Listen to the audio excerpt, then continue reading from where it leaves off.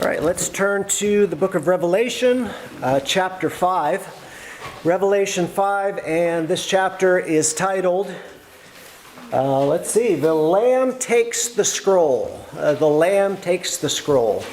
If someone isn't familiar with the book of Revelation or even Christianity, I mean, that title probably sounds a little strange, don't you think? The Lamb takes the scroll. Of course, once you know, as most of you do, that the Lamb is a title for Jesus, then, it starts making a little more sense. Of course, Jesus is spoken about as both a lion and a lamb. I mean, you hear things like, the Lion and the Lamb ministries, and there's a lot of things like that. And he's called both here. So he is the Lamb, and he takes the scroll from the one seated on the throne. Remember last week we got this glimpse into heaven's throne room. That's chapter 4. And the 24 elders were seen in heaven, which we said represents the church. And almost all commentators agree with that. So the church is on earth in Revelation chapters 2 and 3. John is caught up to heaven at the sound of something like a trumpet, beginning of chapter 4. We think that it sounds very similar to the rapture, and then all of a sudden the church is pictured in heaven. You see the throne room. Who's on the throne? Of course, this would have to be God the Father on the throne, and Jesus the Lamb takes from his hand this scroll. And the scroll has how many seals? 7, right? This is the number that keeps getting repeated throughout the book of Revelation. 7 this, 7 that. And there's 7 seals. So to kind of help you visualize this, I have a picture here on the screen of what a scroll. Of course, we have books. Back then they had scrolls, and the seal is like a wax seal. Someone might have a king, might have a signet ring, and they would push it into the wax, and that was the seal. So probably the way this scroll worked, it's a seal here. You would break the seal, open it up, then there'd be another one, and then another one. And what are these seals? Well, we may get into chapter 6 tonight, but when Jesus starts to open the seals, this is the beginning of the tribulation period. So each seal, more or less, represents a judgment. So, just to kind of recap, because this is important in understanding what's going on in the book of Revelation. If you don't get this right, you're not going to be able to understand the book. Church is on earth in chapters 2 and 3. Church is in heaven in chapter 4. Jesus takes the scroll, starts opening the seals. The tribulation starts. The church is where?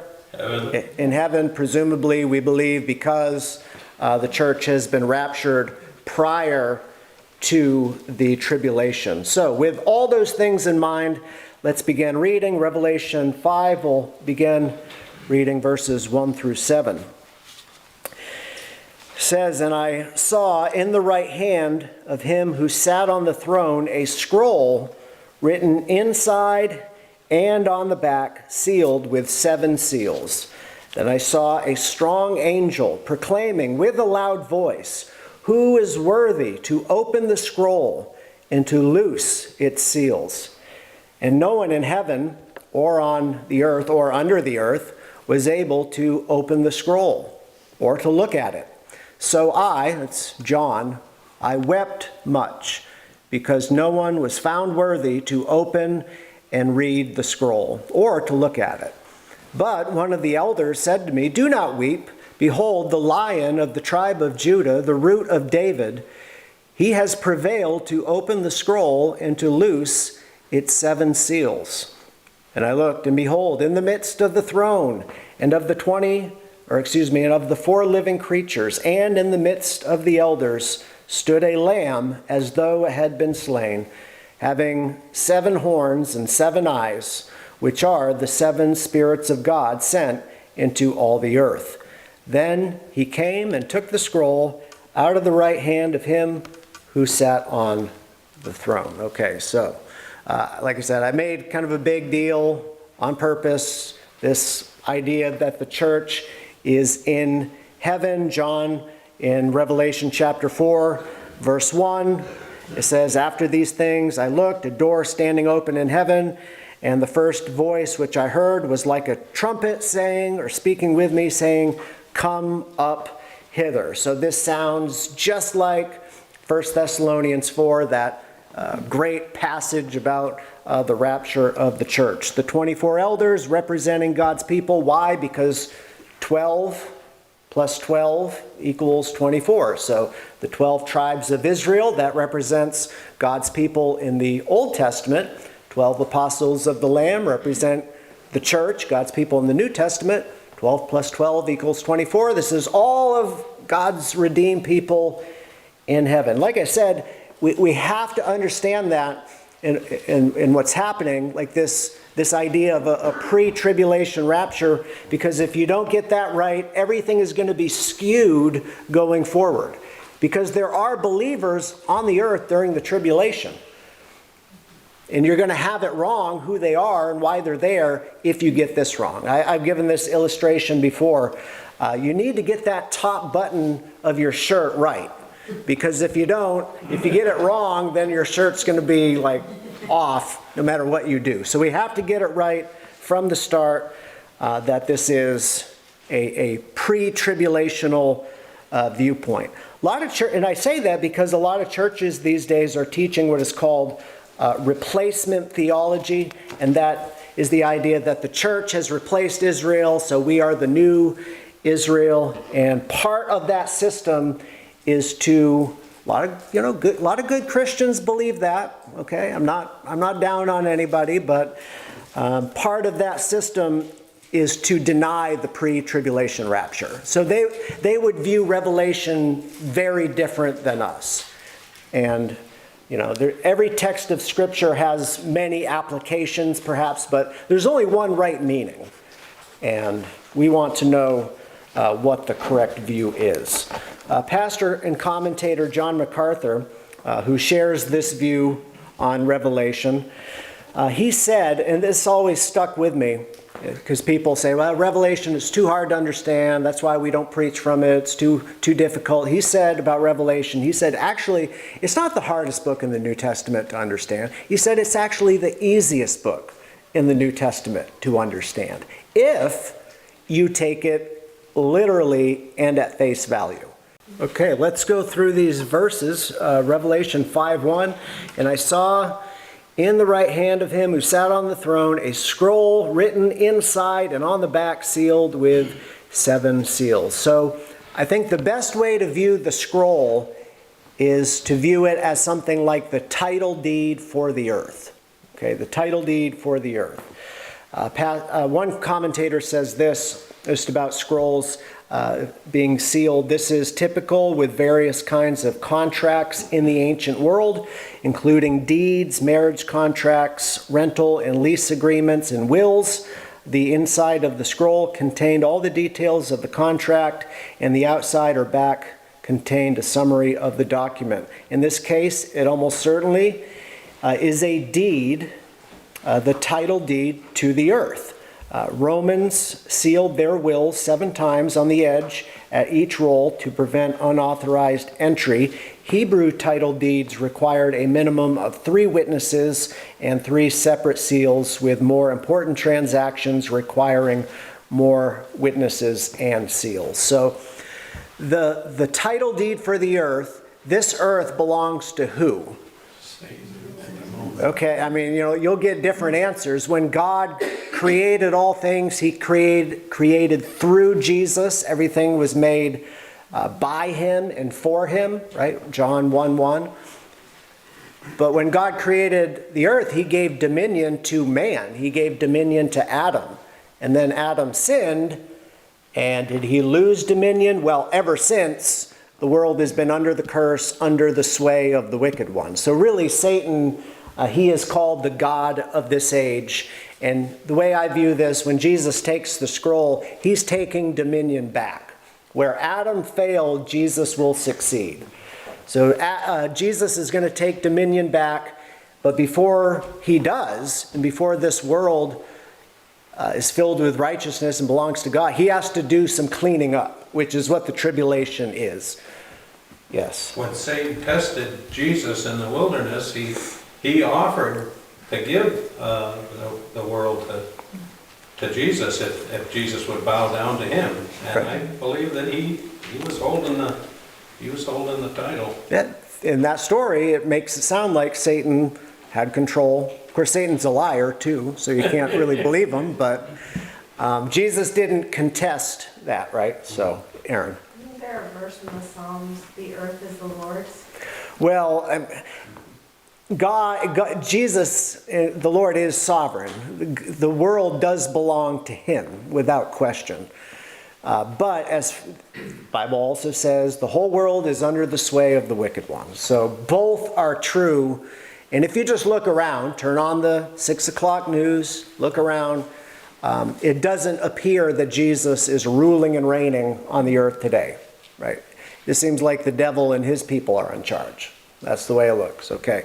So verse 2, John describes what he saw, and then I saw a strong angel proclaiming with a loud voice, "Who is worthy to open the scroll and to loose its seals?" And no one in heaven or on earth, basically nobody, period, was able to open the scroll or look at it, except one, which is Christ. In John 5:22, Jesus says that the Father judges no one, but has committed all judgment to the Son. So Revelation chapter 5, we're preparing for the Great Tribulation, where Jesus, the Son of Man, all authority in heaven and earth has been given to him. He is now getting ready to judge the earth. So he is worthy. Verse 4, John weeps much because no one was found worthy to open and read the scroll or to look at it. But that's when one of the elders speaks up. He says to John, "Do not weep. Behold, the Lion of the tribe of Judah, the Root of David, has prevailed to open the scroll and to loose its 7 seals." Okay, so why is Jesus called the Lion of the tribe of Judah? Who knows where that comes from? You remember this is a ways back, but when we were studying the book of Genesis, remember when Jacob or Israel was about to die and he blessed his 12 sons? What did he say about Judah? He says the scepter will not depart from Judah. Yeah, Judah he compared to a lion, and the scepter shall not depart from Judah. So it was like a prophecy that the kings of Israel, the future kings, and the Messiah would come from the tribe of Judah. And of course, David first, was kind of the Old Testament prototype of the Messiah. That's why he's called the Root of David. But Jesus is a descendant. He's son of David, right? So he's from the tribe of Judah. Yeah. Just one other thought I had on this earth, because God is going to create new heavens and a new earth. And that makes me think like there's just definitely something real wrong with this one. You agree with that? Is there something wrong? You know, we look at the world and There's been something wrong done to it. It was good in the beginning. it was good in the beginning. It's still beautiful. It's still amazing, but Heavens yeah, declare the glory of the Lord. It's true. there is something wrong. It's us. We were corrupted. All That's why creation we was, need a new heavens and a new earth. because we corrupted this one. Right.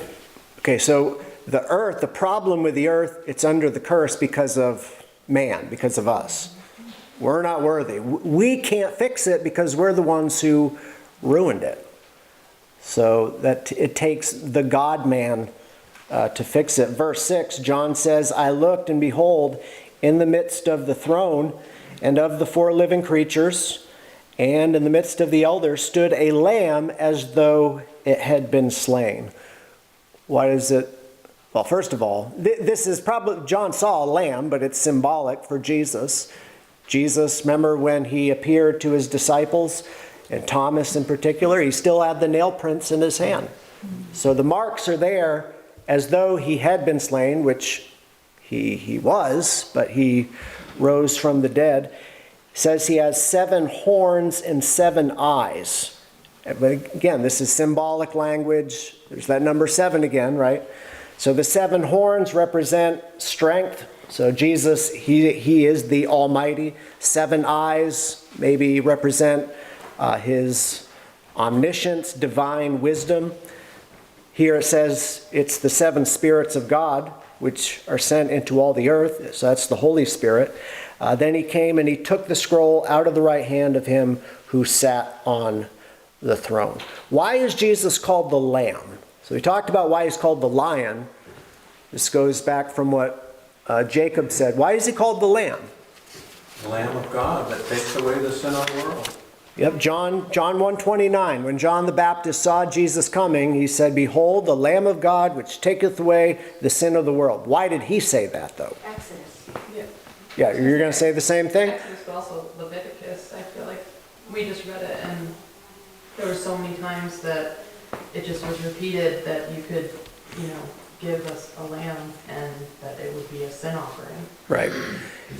Yeah, the Passover lamb, all the Jews would have understood that perfectly. So Jesus is our Passover, Paul says. So Jesus is that sacrifice that atones for sin. So that would go back to the Passover lamb. Okay, the lion and the lamb. Verse 8, now when he had taken the scroll, the 4 living creatures and the 24 elders fell down before the Lamb, each having a harp and golden bowls full of incense. And this is symbolic too, the incense. Incense is the prayers of the saints. So who's been in a we don't use incense here, although, I wouldn't object to it. I don't know where we would fit it in the service. I'm sure some people wouldn't like the incense. When you think of incense being burnt in a church, what do you think of? Cataclysm. Yeah, the Catholic Church where they have the, what do you call it? The censer, and they swing it around and, And everyone with allergies just sits there with their eyes falling down their face and their head exploding. Yeah, but the smoke rises, and that's a picture of the prayers rising up to God. Also here you have a harp. Okay, so you have an assembly of people. You have the incense, you have the harp. This is basically like a worship service. It's an ongoing worship service that basically is day and night in heaven, ongoing forever and ever. They're singing, verse 9. They sang a new song, saying, "You are worthy to take the scroll and to open its seals, for you were slain, and you have redeemed us to God by your blood out of every tribe and tongue and people in the nation." So whether it's the New Testament church or the Old Testament tabernacle, what happens down here when we worship God, maybe you don't think of it like this, but on Sunday morning when we gather together, that worship service is special. It's like a picture of what's happening in heaven. It's supposed to be like this was true with the tabernacle. It's supposed to be like a mirror image, or what's the word I'm looking for? A shadow of what's happening in heaven. Psalm 22 verse 3 talks about how God is enthroned in the praises of his people. So something special happens when God is worshipped. This is something we've sort of, the past generation or two. Maybe it's just New Englanders, but people have this individualistic mindset where, I can worship God wherever I am. Out on the golf course, nature is my cathedral. I can be out worshiping God anywhere. Yeah, but God desires to be worshiped corporately. He wants people gathered together. Just in a church, when you have a church and it's full of people singing, there's like an electricity in the air. As opposed to an assembly where like 4 people. It's just not the same. God desires to be worshipped as a group, as a whole. Electricity. Yeah. Well, we were talking about the prayers of God's people being the incense and the bowls, but it reminded me of, is it in Leviticus where he talks about the incense that's made for the temple, and no one's allowed to even make that incense. It is specifically for the temple, and it got me to thinking, if God views our prayers that seriously, that we have this incense that is holy just to him, then to think we can take it for ourselves and go out to nature and be worshiping God all by ourselves all the time it's a little presumptuous. Yeah, it's something, if you read especially the Old Testament sacrificial system, the tabernacle, God was very particular about how things need to be done. You couldn't have the unauthorized fire. No unauthorized fire, or else you would be the one getting cooked, right? Is that Nadab and Abihu, right? You know, you don't really see that in the New Testament as much, but I think of that, and this is why, you know, some of the antics that go on in churches today, like you should treat Sunday, you should treat the worship service, it is a sacred thing. So I can only imagine what God thinks about some of the things that go on in his name. But here it says, yeah, this new song that is sung, the Bible tells us to sing psalms and hymns and spiritual songs, right? Psalm 96:1 says, sing a new song to the Lord. So there's always room for new music. Verse 10, the church is singing in the represented with the 24 elders, and they say that God, you have made us kings and priests to our God. Or Jesus, you have made us kings and priests to our God, and we shall reign on the earth. So the reigning on the earth is going to come later. So Jesus comes back in chapter 19, sets up his kingdom. So pre-millennial kingdom, it comes back before it, and then we rule and reign with Jesus on the earth. This other statement about he has made us priests, well, what is that? He has made us priests. This is a teaching that was rediscovered during the Protestant Reformation, and it's known as what? The priesthood of all believers, right? Who's heard of the priesthood of all believers? Yeah.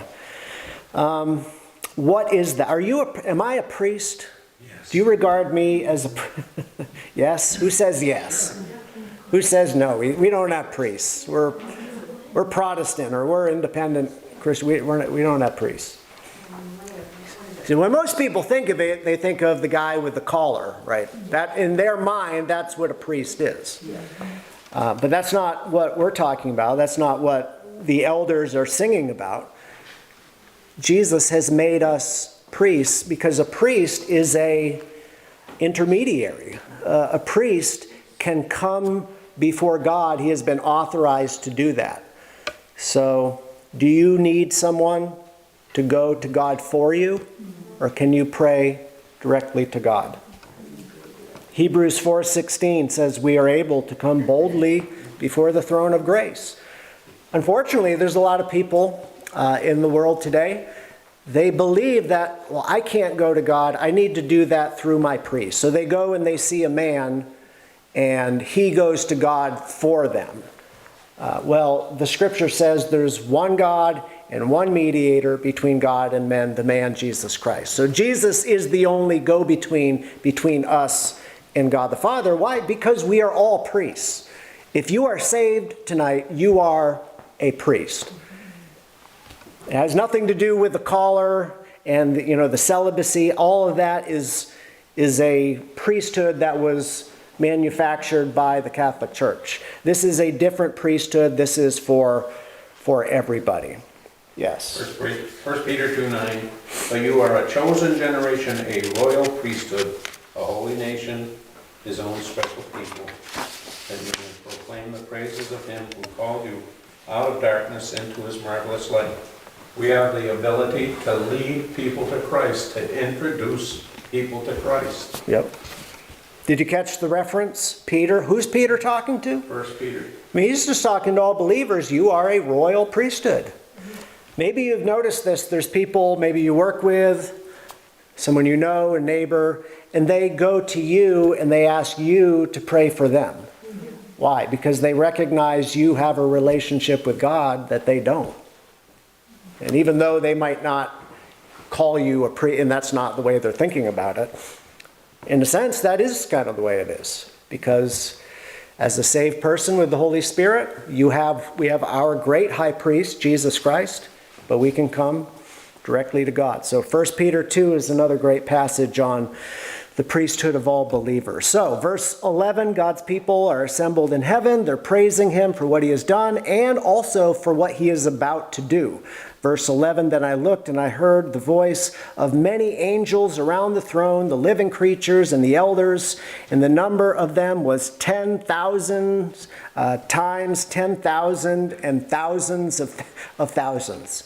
See, there's no number in the Bible for million or billion. Well, we did this in 4th grade. What's 1,000 of thousands? 1,000 thousands is what? Quick. What is that? I don't know. I mean, he's just saying there's so many you can't. We'll just call it trillions or whatever. But A great multitude. a great multitude that no man can number. Yes. Pastor Larry used to say 10 million. Yeah? 10 million or more. I forget. So verse 12, saying with a loud voice, here's what they're saying. Worthy is the Lamb who is slain to receive power and riches and wisdom and strength and honor and glory and blessing. And did you notice something in that verse? Did you pick it up? There's that number 7 again. Right? Power, riches, wisdom, strength, glory, or honor, glory, blessing, 7. So, verse 13, and every creature which is in heaven and on the earth and under the earth and such as are in the sea and all that are in them, I heard saying, blessing and honor and glory and power be to him who sits on the throne and to the Lamb forever and ever. And then the 4 living creatures said, Amen. And the 24 elders fell down and worshipped him who lives forever and ever. So basically what happens, God is sitting on the throne. He has the title deed for the earth. Jesus is the one who is worthy. He takes the title deed. He's about to open the 7 seals, which will unleash the tribulation period, which is bad for the people on the earth. But it's good in the overall plan of God that God is taking the earth back. And once the people in heaven realize that, what's about to happen, they just break out in praise. This is a wonderful, wonderful thing.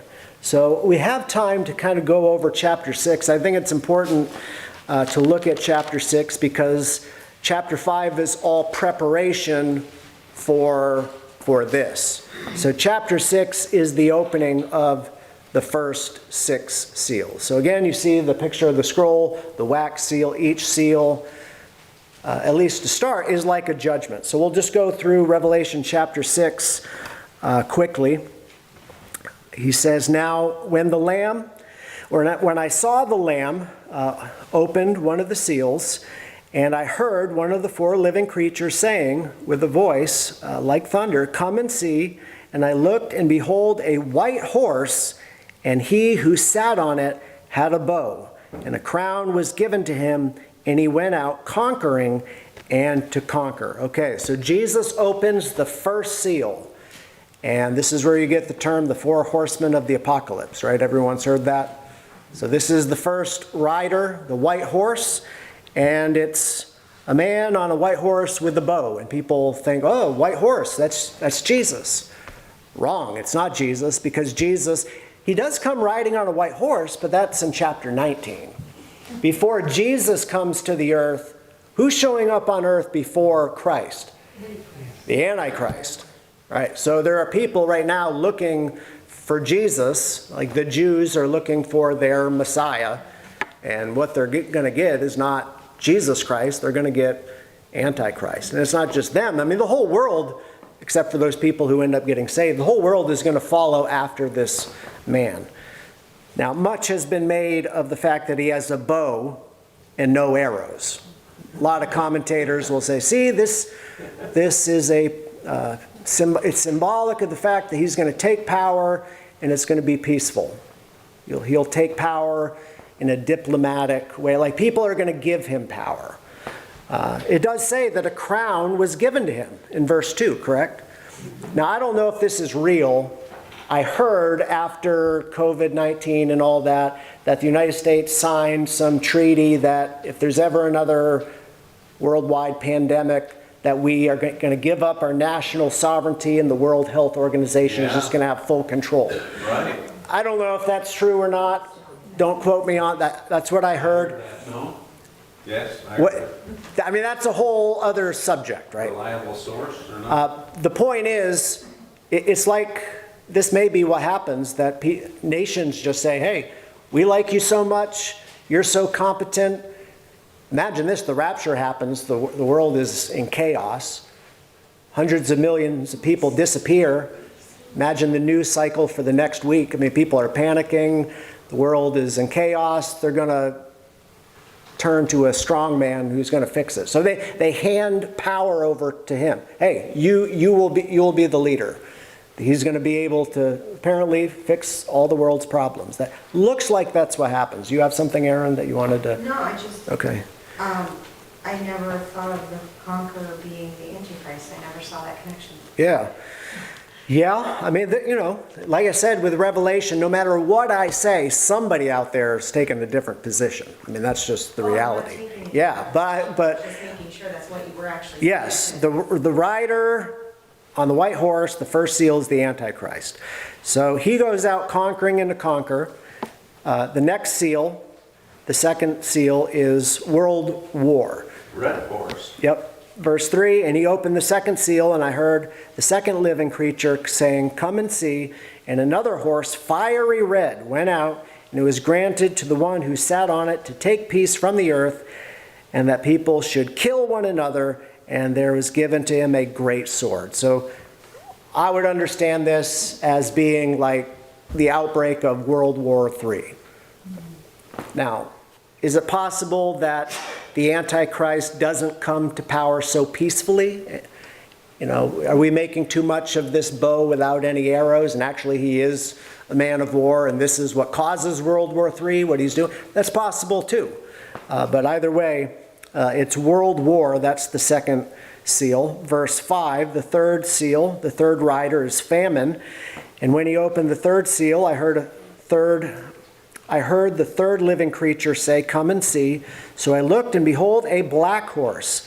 And he who sat on it had a pair of scales in his hands. And I heard a voice in the midst of the four living creatures saying, a quart of wheat for a denarius, and 3 quarts of barley for a denarius, and do not harm the oil and the wine. So, world war breaks out. The next thing to happen is famine, which is very common.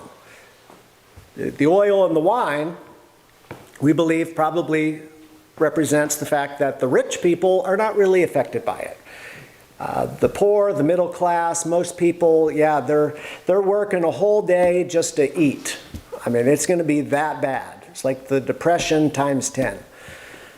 But, you know, the rich people, I mean, you know how that goes. They often benefit from war, which is sometimes why wars get fought, because of, you know, whatever. But you can see the world is spiraling into chaos very, very quickly. The fourth seal is death. That's the natural result of world war and famine. Now, if you're getting anxious about all this, just remember, if you're saved, I don't believe you'll be here.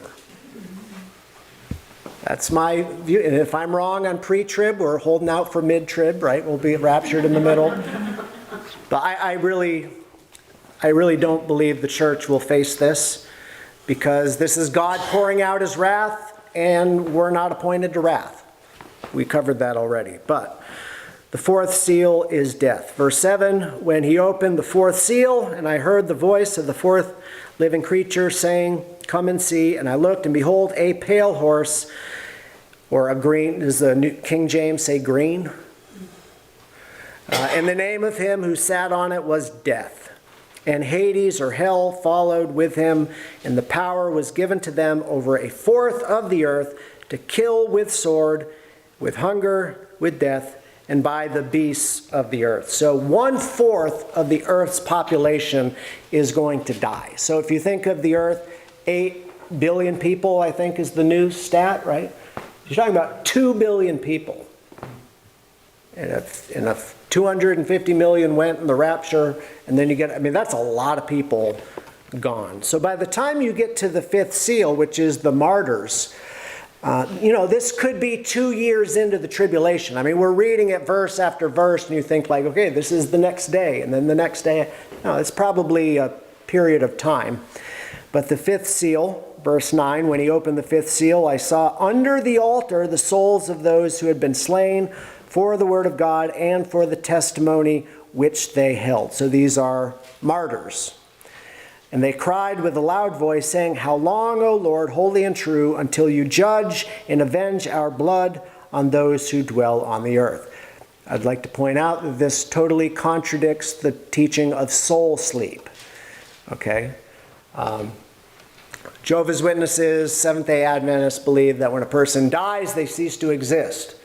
We believe it's absent from the body, present with the Lord. So when someone dies, if these people, they died for their faith, their soul is in heaven. There's no soul sleep. They're in heaven. They're conscious. They're even talking. And what are they saying? Lord, how long until you destroy these evil people? You say, well, is that right to pray such a thing? Well, they're fully sanctified in heaven, and this is what they're praying. So it is right.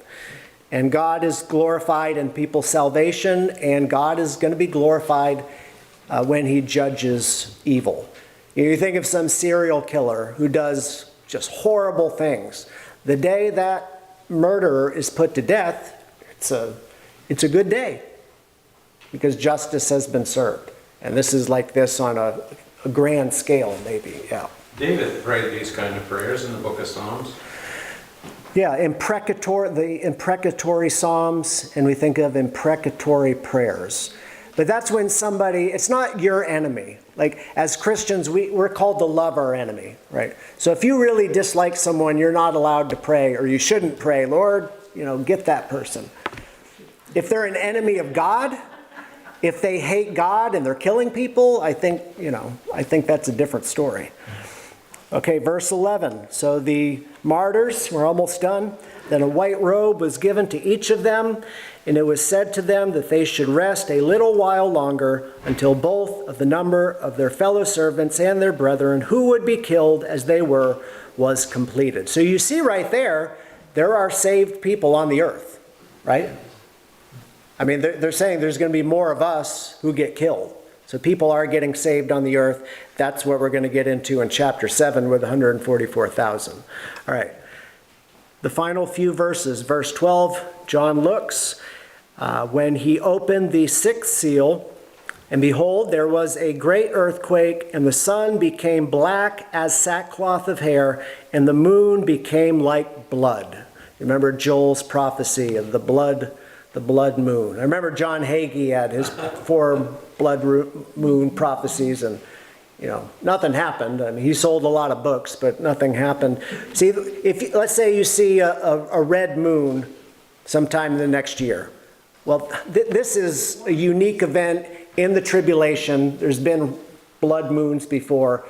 This is totally different. Okay, the sun is going to be darkened.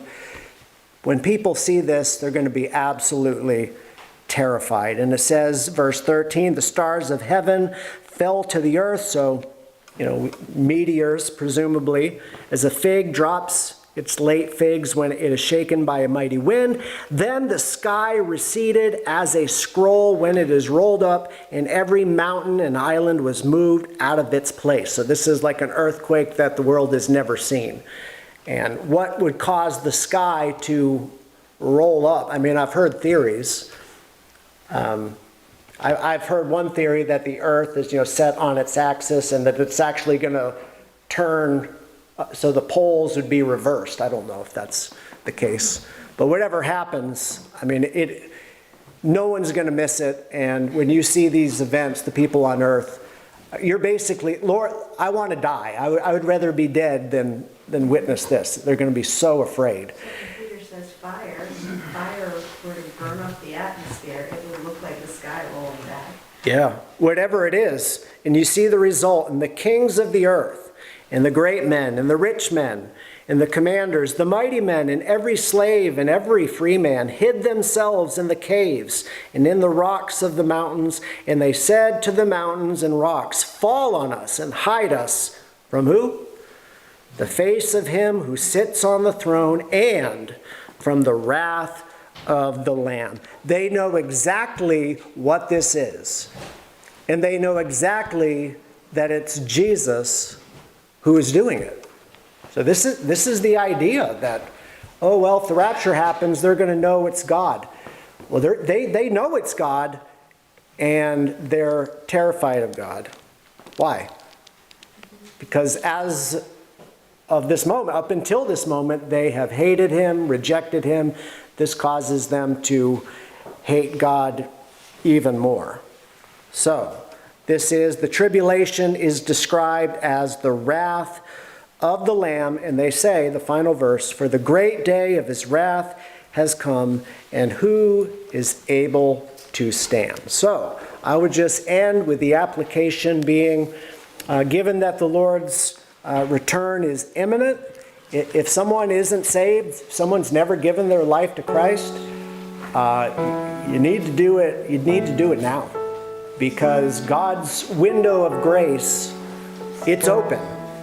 Today is the day of salvation. Seek the Lord while he may be found, because this day is coming, and we don't want to be found in it.